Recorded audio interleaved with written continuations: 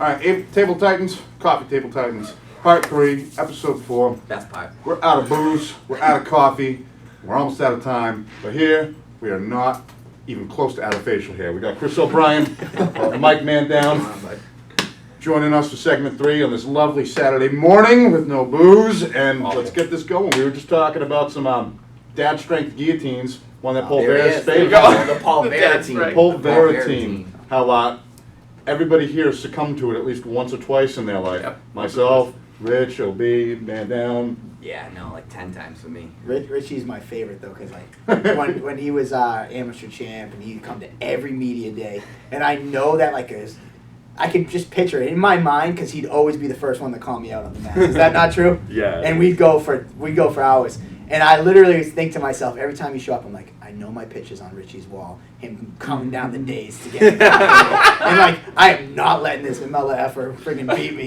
And it was always a war. It was fun times. It was definitely good times. Yeah, I mean, we would always roll for like 20 minutes straight, and I couldn't tap you. Yeah. But you would eventually get me with the guillotine. It was just like impending. Shocking. doom. Where have I heard this before? Well, Definitely hit me with a guillotine. Well, I'm sure Sean Gilday has your picture on the wall. Sean Gilday.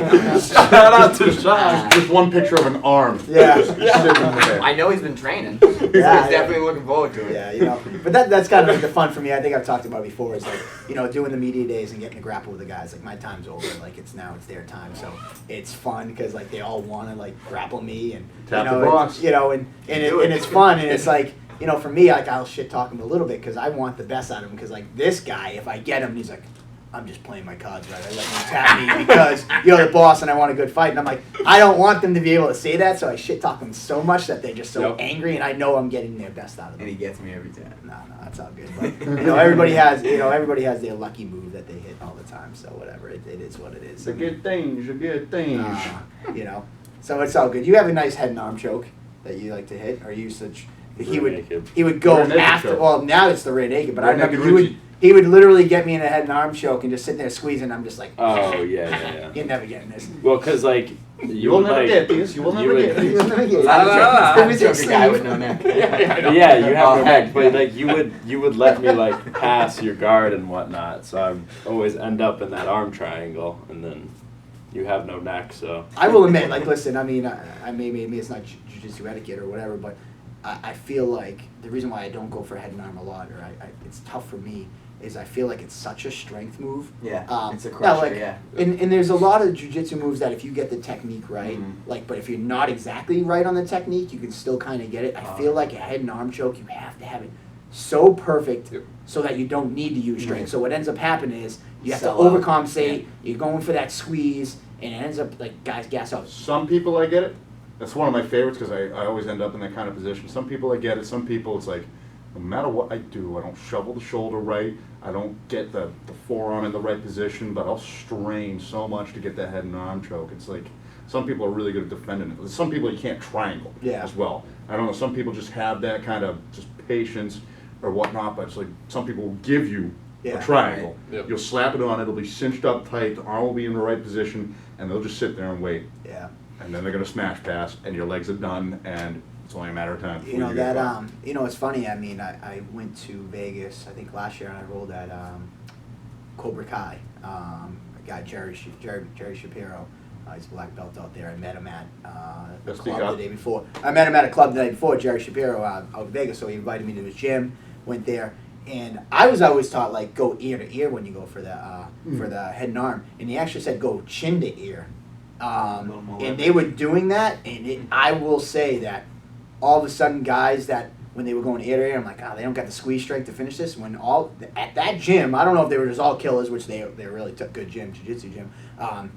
It did change the dimension of that head and arm choke. It gives you a little bit more, a little oomph in it. Yeah. You know. So much to every single submission. There's so many different little tweaks and twists that everybody does so well. It's just too much information. Well, that's the beauty of it, you know. Yeah. That's the beauty of jiu-jitsu. It's human chess, you Mhm. know. And like I've heard, like Bill says all the time. Bill says, you know, there's no such thing as a lucky choke. It's a lot easier to land a lucky punch than a lucky choke, you know. Yeah, I wouldn't know anything about jiu-jitsu. I just got my right hand.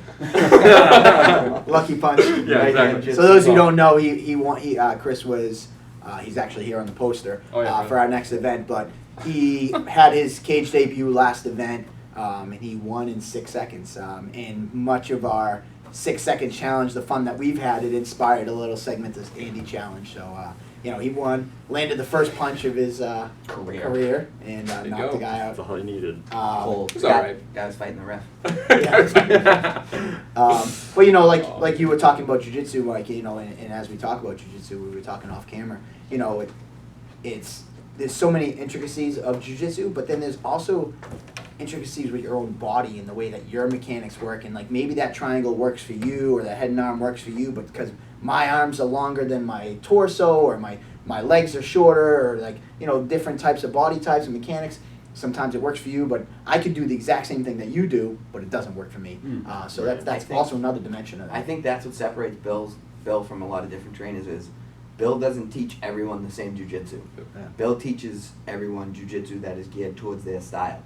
Like, for example, he would never teach Joe Giannetti and me the same thing from guard because it just wouldn't work. I mean, it wouldn't be the same thing. Joe's got these big long legs. I got these little stubby 55er legs. And Bill Those recognizes hideous that. joggers. Yeah, well, hideous if you wore them, but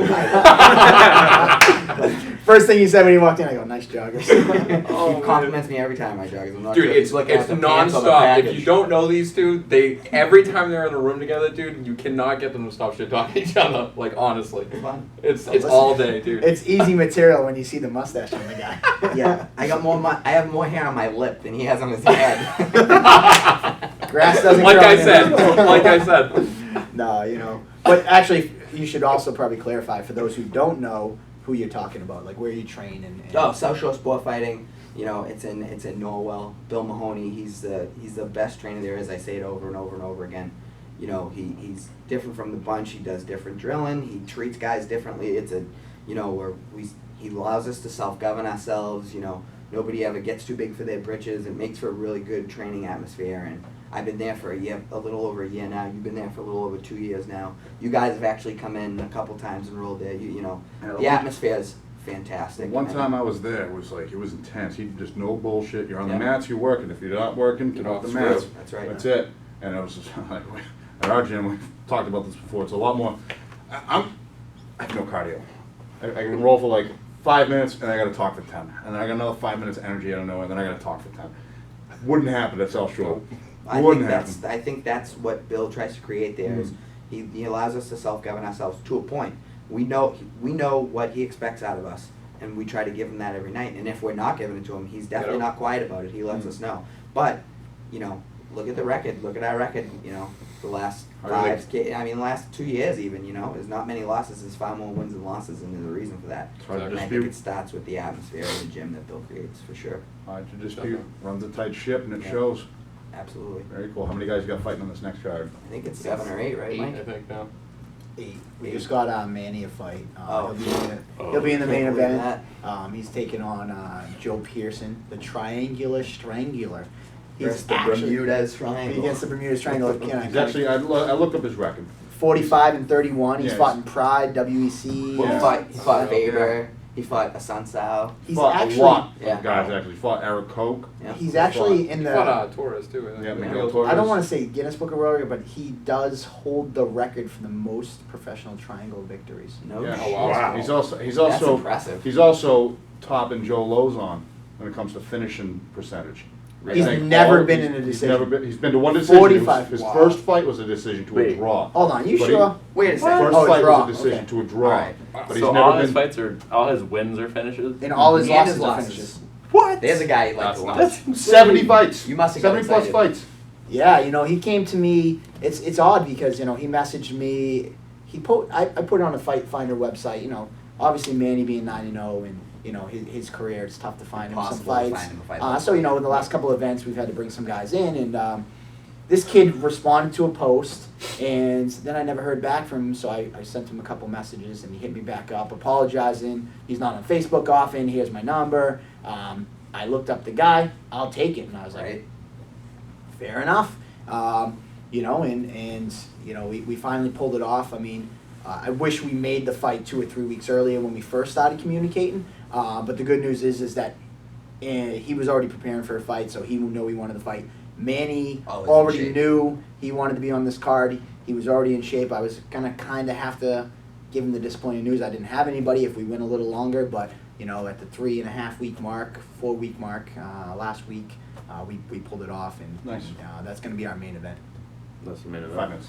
Cool. Yeah. Yeah. So yeah, so you know that's funny. That's a cool angle with that fight. You know, this Mhm. guy who's known for his triangles. Right. Manny's nicknamed the Bermuda's Triangle. Right. He's got like 5 or 6. You know, fight Manny triangle.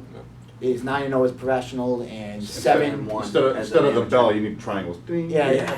There you go. You know, he's got 7 finishes, and as an amateur career, I think all his fights were finishes. So obviously Manny, you know, he's coming in there to get in and get out, Right. and this guy's never been to a decision except for once. Right. So it's gonna be, you Should know, make for a good It's fight. going to be a yeah. good show. I think Yes. There's a lot of great fights, Well, a lot of I- great amateur fights. Yeah. Mike's Should be. never put on. I've never been. I've never been around a disappointing show from Mike. Mm, I mean, absolutely not. Mike works really hard. As much as I hate to give him credit. Mr. DiNella. nah. No, I'm only kidding. But Mike does his thing and always puts on an exciting show. We thank you for that as fighters, and when I'm just not fighting, like I'm not going to be on this one. Sorry, guys. But I'll be a fan. And I'll be He enjoying actually worry, I said got that. you. I got He you. actually said that. He's like, I'll let somebody else get the spotlight this card, and I'll be Don't back be in honest. August. Thanks, buddy. And you know, obviously Chris is fighting on this card. I think maybe we hang out till next segment to talk about his fight. I know we're running short on Yeah, time. absolutely, for sure. I mean, And we'll get the 6 cut a second couple. challenge. Yeah, we'll cut this one a little short, and we'll get going in the fight and make it a full thing for you. But we'll be back for segment 4. Turned out to be a longer day than expected, but still no booze.